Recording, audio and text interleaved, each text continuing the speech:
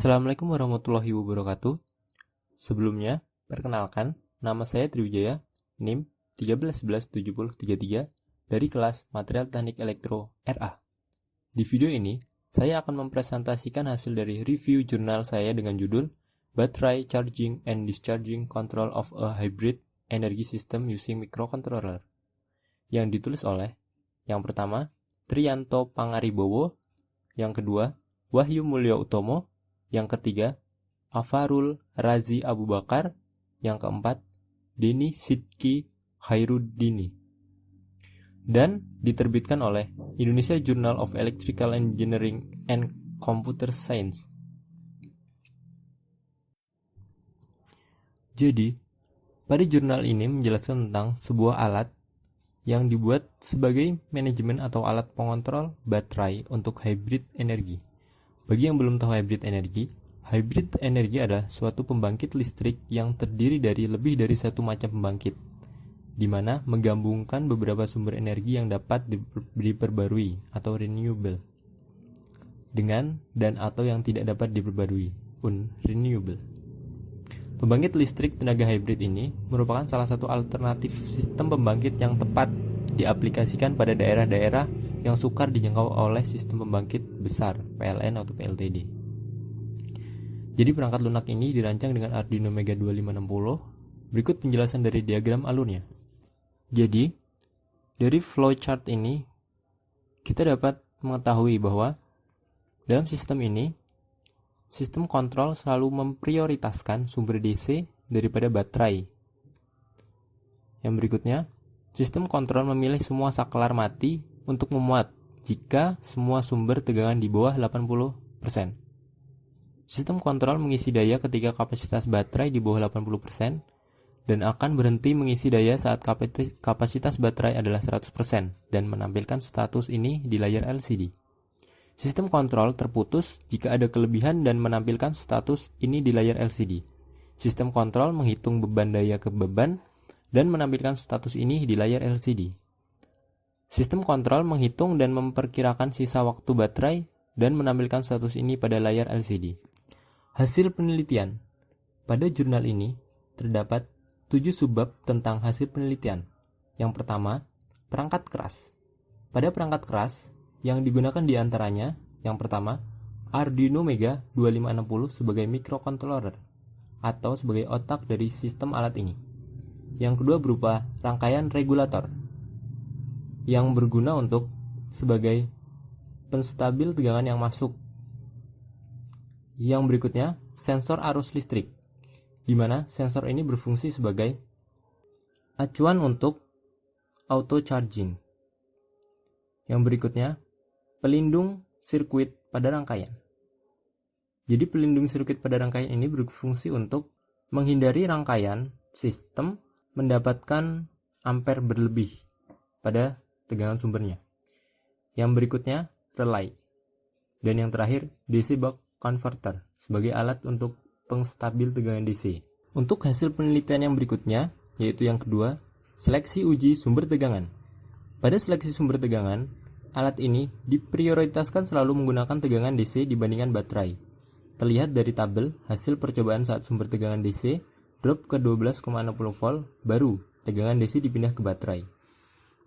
Yang berikutnya, yang ketiga, uji kapasitas baterai minimum. Pada pengujian ini, didapatkan bahwasanya kapasitas minimum baterai yang diizinkan untuk mensuplai beban adalah 80%. Terlihat pada tabel, saat baterai di atas 80%, kontak relay pada posisi NC atau normally close, yang berarti baterai terhubung dengan beban. Dan saat baterai kurang dari 80%, kontak relay pada posisi NO atau normally open. Maka baterai tidak terhubung dengan beban. Pada pengujian yang keempat, yaitu uji pengisian dan pengosongan baterai.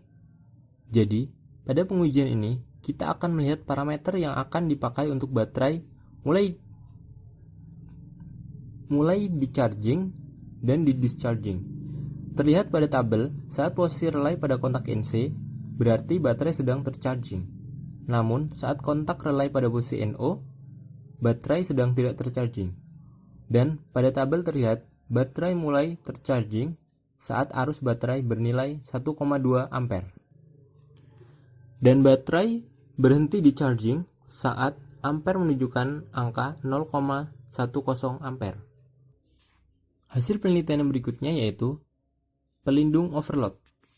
Pada pengujian ini, alat diuji apabila arus yang masuk pada rangkaian lebih dari 5 ampere, yang berarti sistem membaca bahwa ada sumber tegangan yang overload dan berbahaya bagi rangkaian alat tersebut. Maka, sumber arus dari baterai maupun dari DC sumber akan otomatis terputus. Hasil pengujian yang keenam, yaitu perhitungan daya listrik.